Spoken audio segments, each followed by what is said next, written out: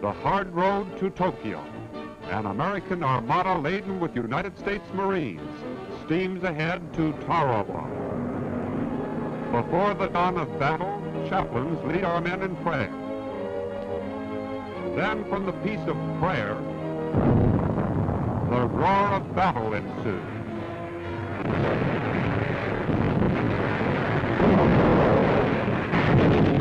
The seas are peppered with gunfire to protect our vessels from lurking enemy submarines.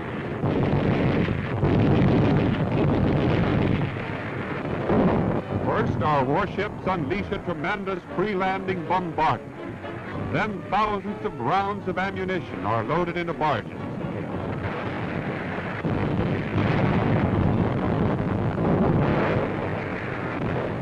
The first wave of attacking Marines starts toward shore in amphibious tractors and landing boats under a terrific naval barrage to shield them from enemy fire.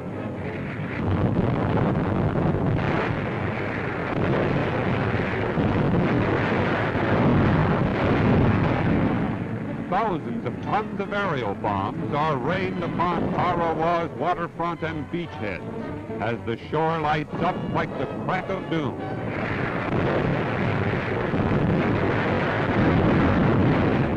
On come our heavily manned landing craft as naval gunfire mounts to an unbelievable crescendo of thunder, smoke, and fire. The Marines press on toward shore, unaware that the coral reef that skirts Tarawa will not allow close landing.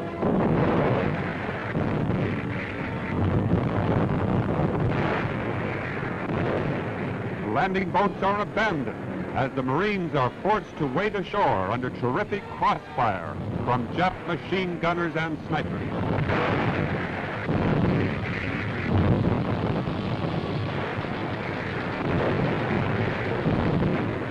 Our first assault battalions are cut to ribbons, but wave after wave of Marines continues to land and forge ahead to battle down the strongly entrenched enemy.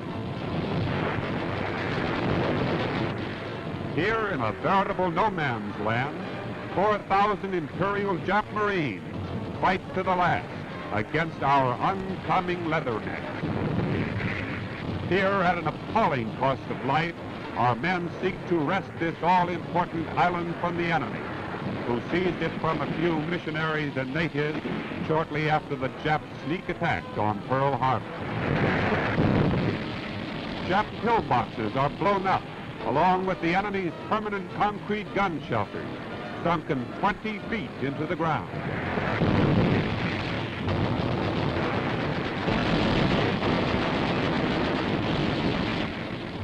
The shell-shattered terrain is strewn with enemy casualties.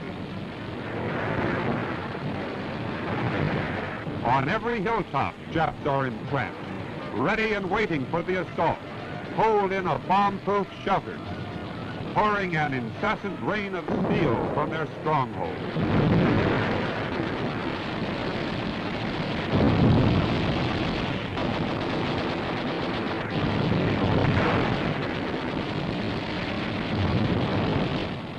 A flamethrower goes into action. Japs in a pillbox are trapped and destroyed.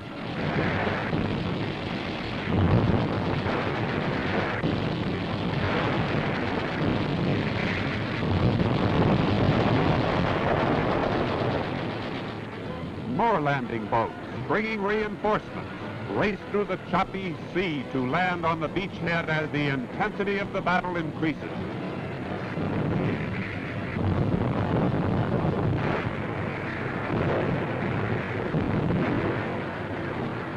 On the second day, the battle reaches its venomous height. Back in the island's desolate wastes, our men wage the grimmest battle the Marines have ever fought.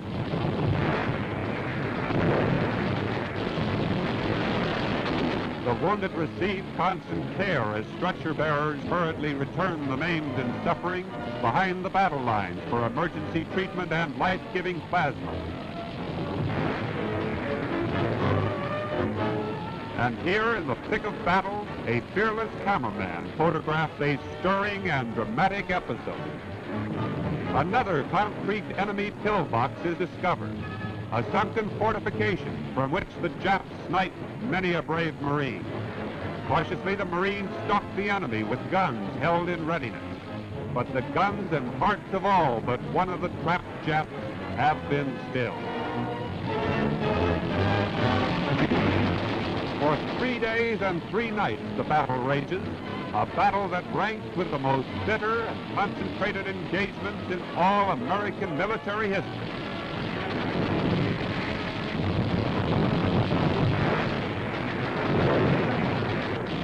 Crossfire sweeps the trees like a tropical hurricane. Millions of bullets, hundreds of tons of explosives pour into the stubborn Japanese. Every yard of Jap positions is raked by fire and shot.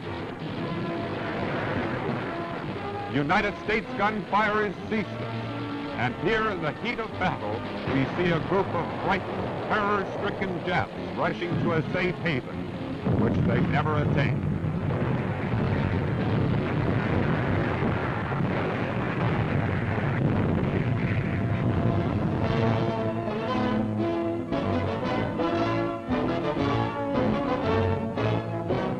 Admiral Hill and Marine General Smith, who led the attack.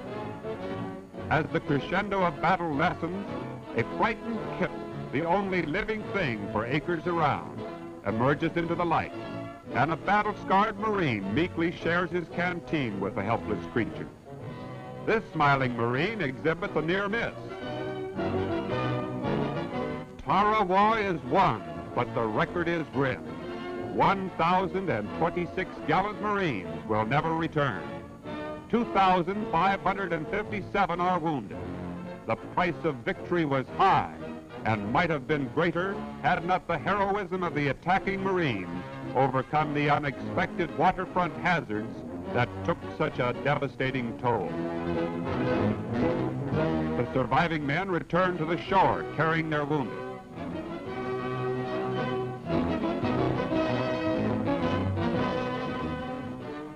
Others marched to camp over the shattered sand dunes and beneath the shell-raked coconut palm, out of the holly cast of war, into the warmth of a tropical sun.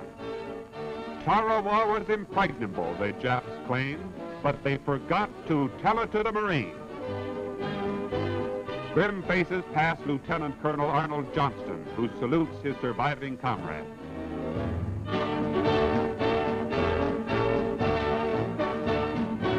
At Guadalcanal, the United States Marines first raised Old Glory on enemy soil, and now at Tarawa, they unfurl our symbol of victory, a victory second to none in the annals of courage, daring, and heroism, always faithful to the traditions of their corps and their country.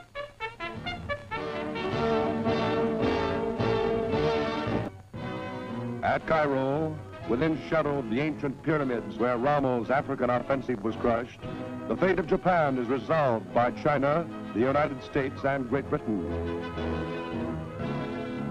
Prime Minister Churchill confers with Madame Chiang Kai-shek, who attends the conference as interpreter for her husband, China's Generalissimo. Here, for the first time, Chinese, American, and British plan their strategy on a unified basis for future thrusts at Nippon. Thrusts to eventually seal Japan's fate. From Egypt, the war meeting shipped to the heavily guarded Soviet embassy in Iran, where Russia's Joseph Stalin makes his military debut on foreign soil.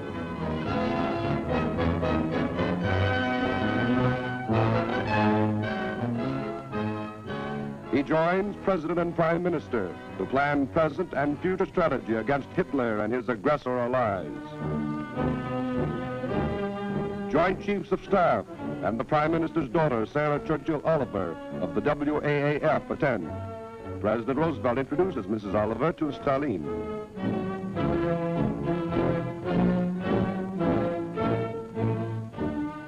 Then follows an historic ceremony. The Prime Minister presents Marshal Stalin with the Sword of Honor, a gift from his sovereign to the heroic people of Stalingrad. The President admires the symbol of solidarity.